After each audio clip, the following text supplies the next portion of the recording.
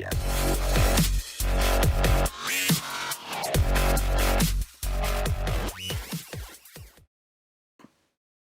What up, nation? Welcome to another edition of the WiseTake NBA DFS early look game-by-game breakdown. CK013 here. You can find me on Twitter at CK_013. And I, of course, am from the WiseTake Nation, which you can find on all the social media platforms listed above or directly at WiseTake.com. We are a premium DFS content provider as well as a DFS community designed to help make you a better DFS player. Hopefully you guys all enjoyed your All-Star break. I certainly enjoyed mine. At the same time, I'm sure we all got the itch to resume our normal activities. Still on the road, doing the show remotely, as per usual. We'll be flying back home tomorrow, back to home base. So the Wise stream is going to be a little different today and tomorrow. It's the 6 p.m. hour tonight on the Wise stream. We will have Paulie be taking over solo after I do the game-by-game breakdown at 5 p.m. And then, of course, tomorrow we'll have a two-man. The Wise stream will start a little later than usual, about 5:30 p.m. Eastern. We'll have a two-man with Stevie Brown and Paulie kind of taking you all through while I finish up my travel. So next week we'll be back on the regular schedule. But for today, we're still going to do dirty, still do what we do. And I will say this, with my remote setup, it's a little harder for me to keep an eye on the chat. So forgive me if I don't interact as much as I usually do. But we're going to do what we do. We got to get it done at the end of the day. So we're going to get things started right out the gate with a couple of changes that we've made over the break. First of all, we have changed the website a little bit. One of the bigger things that we've done is the cheat sheets are now automated based off of our projections. So just to give you guys an example, you'll notice that our cheat sheets, whatever you guys can see, which are available on the NBA page, on the NBA menu, you'll notice that you see the players listed in the box that meet the criteria of being high tier, mid tier value, and we have them actually ranked according to our projections. So as I update our projections, the cheat sheets will automatically update just to make sure that we have the content updated as much as possible. In the past, the prior way we would do the cheat sheets, once they were published, it was kind of really tough to edit.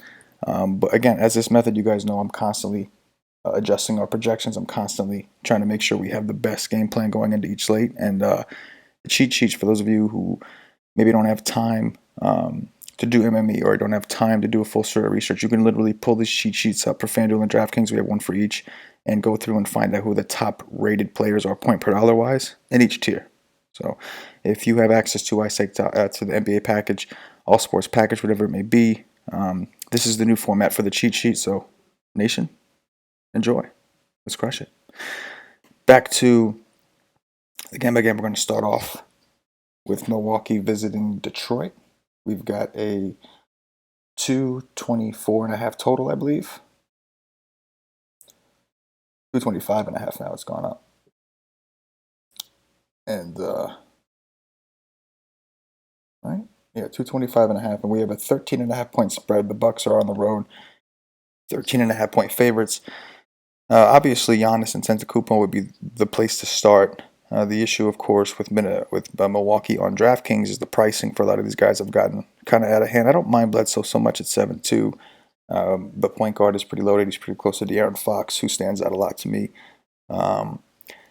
Chris Middleton at 8,300 kind of seems overpriced. On FanDuel, Middleton and Bledsoe, I think, are still reasonably priced. I think it's fine to go for Giannis. Obviously, we know them; they're typically more conservative with his minutes when they don't need to use him. So I would anticipate, if this game does blow out, that he doesn't see the full 32 minutes. So we may have to make an adjustment there. But obviously, he's one of the probably the highest point per minute producer in the game.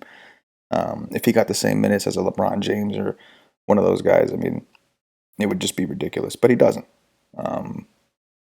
So that makes me a little weary.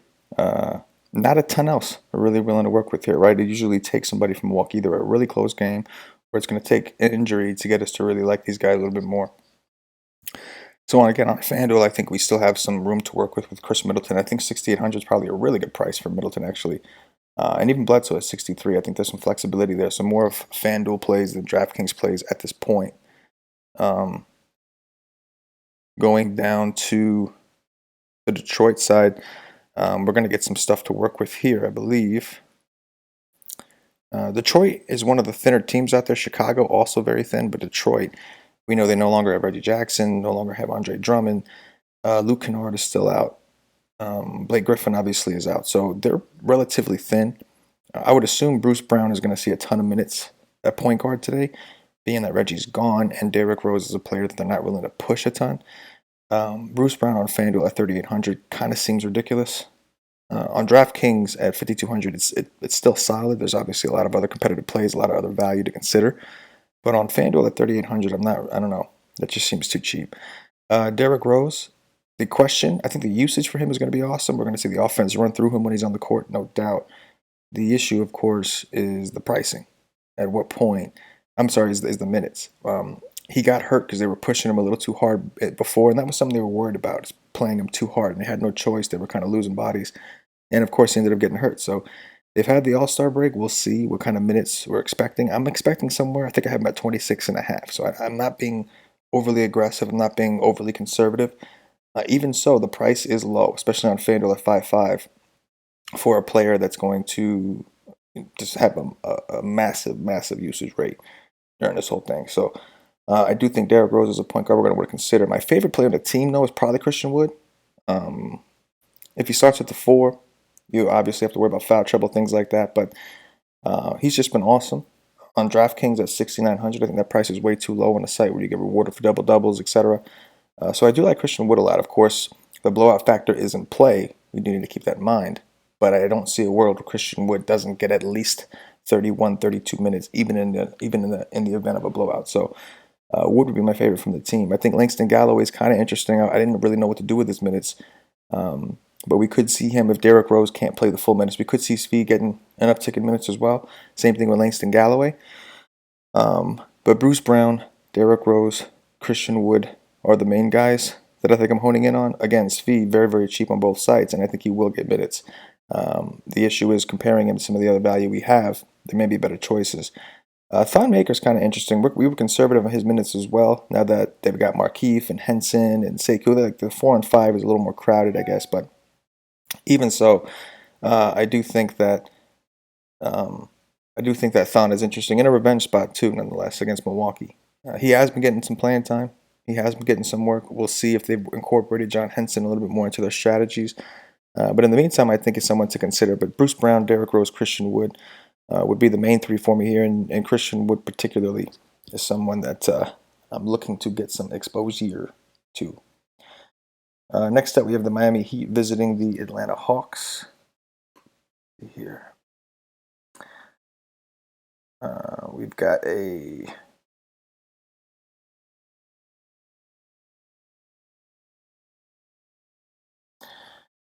Total opened up at 231. The Miami Heat are currently 6.5 point favorites, up from 5.5. So it's moved in favor of Miami a full point.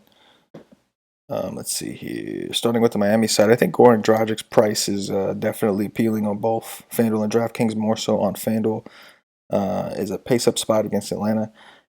Kendrick Nunn is really cheap, but we've seen his minutes kind of decline. Even with people out, they've just been, with the additions of Andre Iguodala and Jay Crowder and some of these guys, they're really, really cutting into Kendrick Nunn's minutes.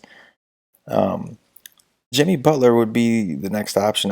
Crowder's kind of interesting. He has played big minutes in the first 2 games, so something to keep an eye on. Andre Iguodala is extremely cheap, and he's actually played some pretty good minutes, considering he didn't play all year before getting to this team. So he's another. I think we have some people we have to consider. I'll code throughout the projections and kind of make some adjustments. I may have their minutes a little low. I'm not sure. With Iggy, we know the minutes are somewhat limited, and there's going to be players at his price who aren't limited and are going to play a ton of minutes. So again, just a little, I don't know, but certainly a pivot off of some of those other guys that we'll talk about, like Shaquille Harrison, Shaq Harrison, I should say. I knows him as Shaq, but some stuff to discuss. But Jimmy Buckets, I'm cool with as a mid-tier, upper mid-tier kind of play against Atlanta. Pace-up spot should be a situation where you can get some steals. Not a lot of resistance on the defensive end. You can see Jimmy Butler's projection pretty solid considering his price when you look at the raw score itself and the point per dollar rating. Duncan Robinson with Tyler Hero out, we know is getting massive minutes. Even with those guys there, they don't really fit his role. He's just a sharpshooter. It's not something that Crowder or Iggy are known for. So I think his role is relatively safe. It's just a matter of how efficient do you think he's going to be, because he is very scoring dependent. But Dragic and Butler are my mains here. And again, like Crowder, Duncan Robinson, Andre Iguodala, these are guys we're going to want to consider throughout the day, monitor situations, and see how, if we need to give them any type of minute increase or any kind of boost. But again, our projections do incorporate the pace boost already. On the Atlanta side, it's the usual, man. I mean, Trae Young, obviously, I probably have his minutes a little conservative here. I could probably raise his minutes. I'm good with Trae Young. I got no problems with him coming off the All-Star break. Dewayne Dedmon's kind of interesting. Again, another player that we can reanalyze his minutes. I think they've been trying to give him more. He played like 28, I think, the first 2 games. Then he had foul trouble in their last game. So, assuming that he does not get into foul trouble, maybe we can afford to raise his projection by a couple minutes. John Collins on FanDuel, I think, has a very, very good price. On DraftKings at 8.7, it's very tough to reach. And then Kevin Huerter, same thing on FanDuel. He continues to be underpriced. I prefer him when players are out, but at 4.6, I'm always willing to take a shot on FanDuel. On DraftKings at 5.8, that's where I kind of pump the brakes a little bit. And I don't see anything else that I'm terribly interested in. They should be a little less than they have been. Guys like Bembry have recently come back, and Cam Reddish was out with a concussion. He came back a little bit before the break, but they're still missing Capella. They're still missing a couple key players. Well, really just him, I guess, as far as key players go. But yeah, so we'll revisit Trae Young. I think that he's a player I normally put at 37 to 38. I did the Atlanta, I think, 2 days ago, so I'll have to make some adjustments as we go on. But not a ton else. I mean, DeAndre Hunter's been playing big minutes. He's actually played well, but I just don't feel totally comfortable with that. We've got other guys like Kobe White, maybe not the same position, but we have other guys at similar pricing that I feel more comfortable with. So it's mainly the usual on FanDuel, Collins, Huerter, and Trae Young. On DraftKings, probably just Trae Young and maybe even Dewayne Dedmon. I don't hate the idea of Dewayne Dedmon, but we'll see. We'll have to take a look and analyze that as we go on. Next up, we got the Brooklyn Nets visiting the Philadelphia 76ers. This total opened up at 217. The Sixers opened up -8.5, and they are still -8.5. So one thing about the Sixers that we do know is their home record, their home and road splits are kind of ridiculous on the season. One of the best home teams in the game. One of the worst road teams in the game. Let's pull up Brooklyn real quick. So we know Kyrie Irving is out. Apparently he re-aggravated his shoulder injury now. So who knows when he's going to be back. In the meantime, Spencer Dinwiddie has played extremely well, and his price has come down now. The emergence of Caris LeVert has certainly affected Dinwiddie's production, but we have seen in the right circumstance and the right games them perform well. The problem, of course, is Philly is a pretty good defensive team, especially when they have Jay Rich back. But again, if this game stays close, you know where it's going to come from. Spencer Dinwiddie, Caris LeVert. The price for LeVert is starting to get up. I'm going to raise his projection because his projection at the moment isn't incorporating the usage bump he gets with Kyrie off the court. We've seen a different Caris LeVert with Kyrie off. So I will be raising his projection, his minutes, and on FanDuel, I do like the 6-1 price. On DraftKings, I'm cool with the 6-7. 6-1 is obviously better, but I'm cool with the 6-7. One interesting thing to note with Brooklyn is heading into the All-Star break, they really scaled back Jared Allen's minutes. And they actually kind of raised DeAndre Jordan's. In their most recent game, they both played around 20, so evidently they went smaller. Something to keep in mind, but I do think DeAndre Jordan is kind of interesting, being that they're playing Embiid. They may feel a little more comfortable with him on the court. But the main plays, as usual, I mean, Taurean Prince is fine. 4,500, he's fine. He really is fine. But your main culprit, Joe Harris, has played really well in the absence of Kyrie as well. But obviously, we know he's very scoring dependent. I don't mind Wilson Chandler for value, but again, we have other stronger values. He's nothing more than a pivot at this point. Dinwiddie and LeVert. Those are going to be the main two places that we go here with Kyrie out.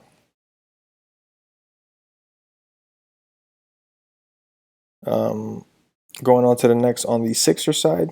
Once again, we got a lot of soft pricing for some of these players. Tobias Harris, I think, is softly priced against Brooklyn in a really good matchup.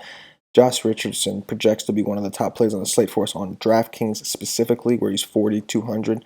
Richardson played 32 minutes in his last game before the break and played really well. And he's got a great matchup against Brooklyn, where they could see some turnovers. Their best players are guards. So I expect him to be pretty active. So I do like Jay Rich a lot. Al Horford's been coming off the bench, and believe it or not, I kind of like that for him. The usage for him has looked better, so I'm hoping they do that again. If they do that, I don't think I want to eliminate Horford completely from the pool.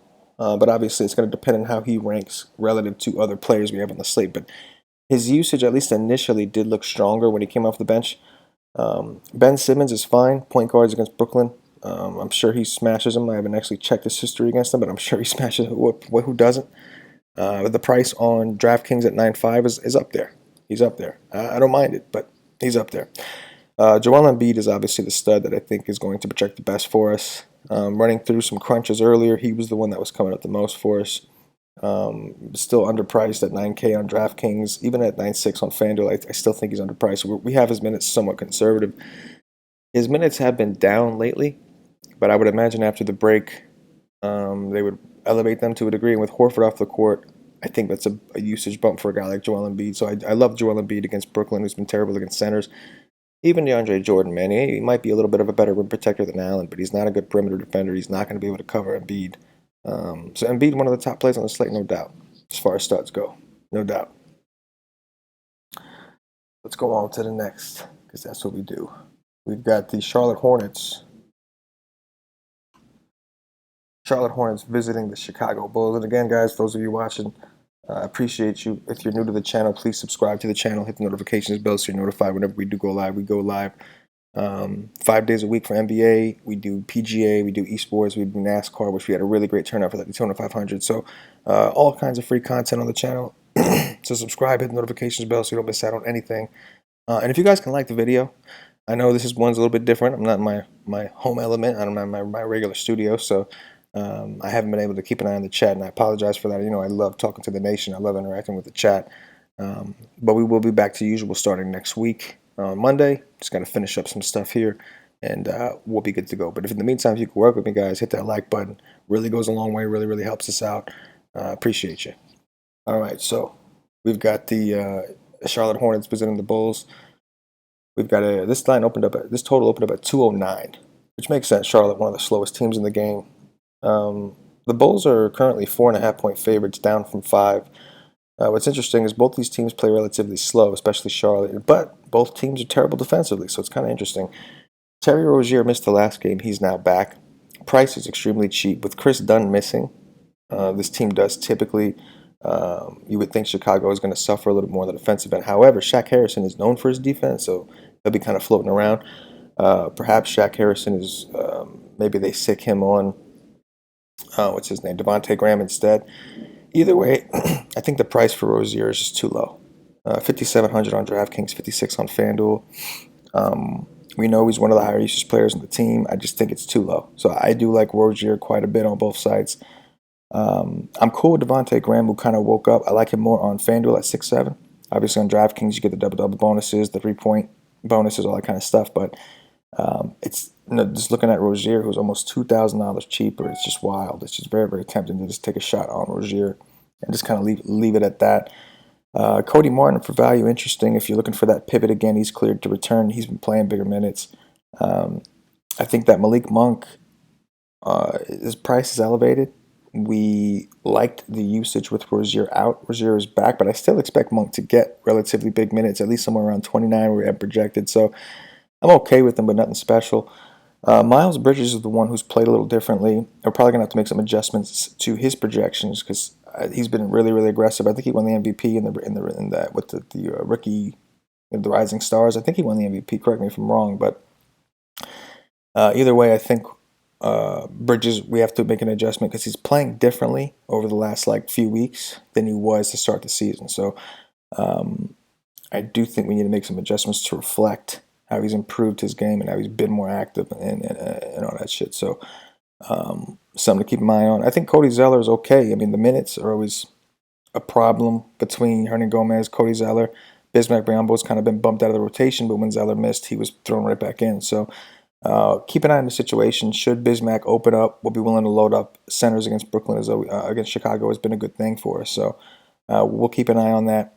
Willie Hernangomez, if you really wanted to pivot for value, I don't mind taking a shot on that guy ever because he's such a high point per minute guy when he's in there. The problem is, he ain't getting more than 17 minutes max or whatever. So things to keep in mind. But we do like to attack Chicago with bigs. Inversely, we like to attack Charlotte with bigs as well. So we'll take a look at the other side. But Terry Rozier is the one that stood out to me the most on Charlotte based off his price. As far as the Bulls go, Shaq Harrison, I would assume it's going to be pretty popular on both sites, and for good reason. Wendell Carter Jr. is still out. Chandler Hutchison now out. Otto Porter, Chris Dunn, Laurie Marketing. They're still missing everybody. So, again, Chicago, like Detroit, one of the more thin teams out there, even after the break. I think Harrison, who's min-price on DraftKings and 37 on FanDuel, is a phenomenal value play today. And 24 minutes could end up being conservative. We'll see the way they play him. I think Kobe White, I love Kobe White. We know he's got a massive upside. He's the offensive player of the two between Shaq and Kobe. Shaq more for, wow. How about that? Shaq and Kobe. Oh, geez, I didn't even realize it. But regardless, Shaq, I think, is more of a defensive player. We're going to be relying on some peripherals. Not saying he can't score. I'm sure he will. But Kobe White is there for his shooting, for his scoring. When they need an extra scorer on the court, he's the guy. So I think they both see big minutes. I think their prices are both reasonable for their actual projections. So those are two players I'm going to have a ton of. Or at least a substantial amount, especially Shaq at 3K. It's just hard to go wrong on DraftKings at min price. On FanDuel, I probably prefer Kobe White just for the upside, and you may not need $3,700 for Shaq just because of how soft the pricing has been on FanDuel. But again, Shaq is known for his defensive stats, and you're rewarded pretty big for defensive stats on FanDuel. So I wouldn't ignore him. I do like them both quite a bit on both sides. I think Thad Young's going to be playing a good amount of minutes. Daniel Gafford's expected to be back, which I think will affect the Cornet, Cristiano DeFelicio, whatever situation. But again, they are still thin. They may have to play guys out of position just to kind of make things work. I'm good with Levine. We know where he stands. But again, the price is elevated. My main plays here are Shaq and Kobe, Shaq Harrison and Kobe White. That's wild saying that makes me feel kind of weird, not going to lie. But yeah, that's the situation. Next up, one of the games that I had liked, Memphis, Sacramento. We've got a 229. Well, this opened up at 229, the total. The Kings opened up as 1-point favorites. They are now 1.5-point underdogs. Kind of interesting. Starting off with the Memphis side. Let's see here.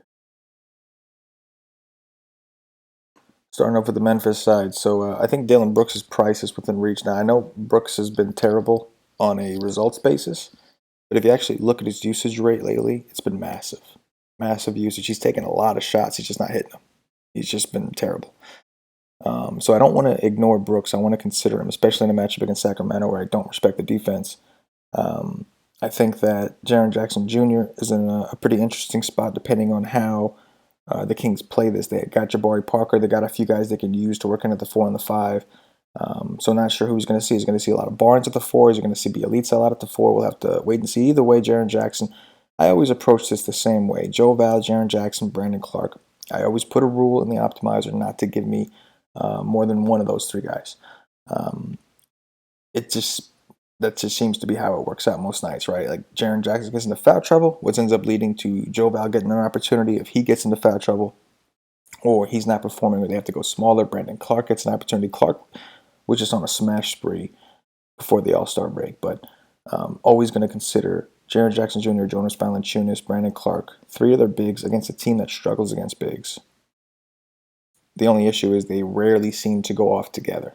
That's kind of the issue. So if you want to make an exception to play 2 out of 3, maybe I would probably do more of like a Brandon. I don't know. I just wouldn't do it. I just don't feel comfortable. If I lose because I didn't want to do that, then so be it. I just doing the research, going back and looking. It just seems rare that they both get there.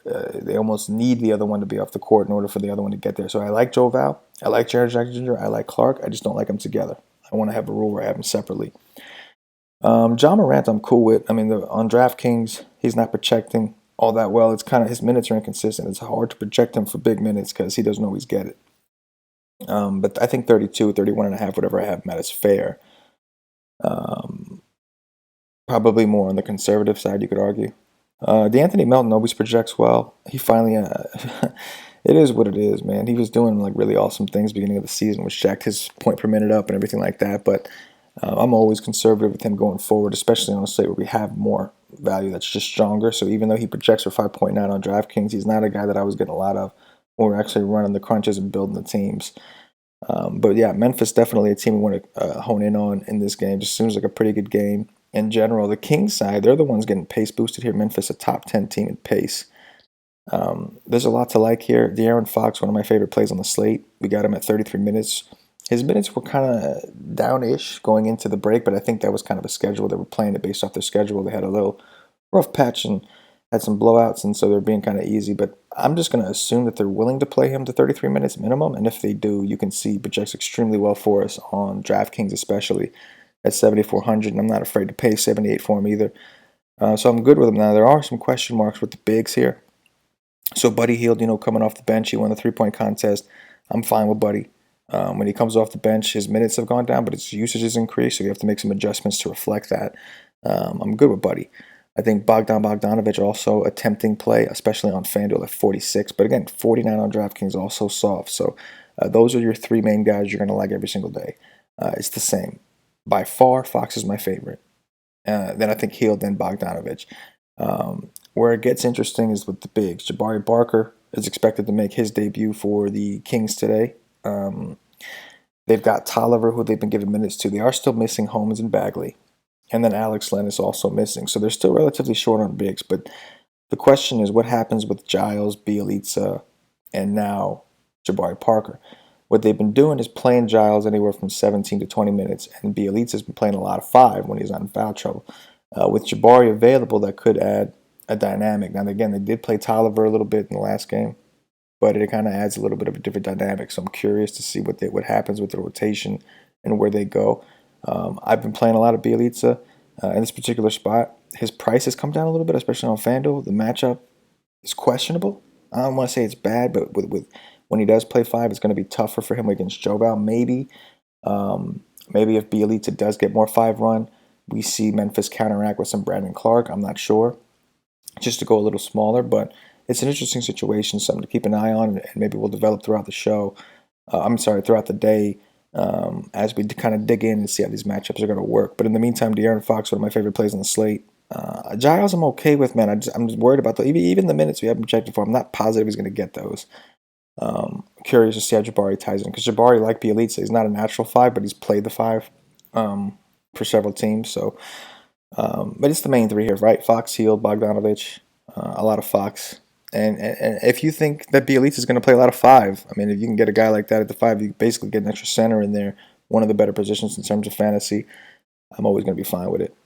But yeah, I think a very game stackable game, probably the best looking game to game stack at the moment, for sure. We got one more game. We have the Houston Rockets visiting the Golden State Warriors. I believe this has the highest total on the board. Yeah, this one opened up at 232.5, and I think it's gone up since then. The Rockets currently 10-point favorites on the road. Let's take a look. James Harden projecting to be one of the top studs. I was getting a lot of him in the crunches. So depending on how we feel, which I'm okay with it. I don't really see a lot of resistance against Golden State, but depending on how we feel, maybe we make some adjustments. But the Rockets look good, man.